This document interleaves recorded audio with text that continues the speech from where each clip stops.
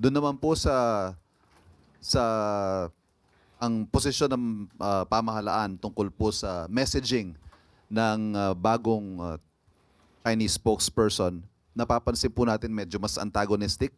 Pwede po ba nating sabihin that the President supports our officials all the way sa gitna po ng mga ataking ito sa ating mga opisyal? Kapag po ang mga ahensya ng gobyerno, ang mga heads po ng ahensya ay tama at naaayon sa batas ng ginagawa at naaayon sa ating advokasya na ipaglaban ang karapatan at interes ng bansa, yan po ay sinusuportahan ng Pangulo. So in this particular case, the President stands by the statements of our officials. Yes. Thank you.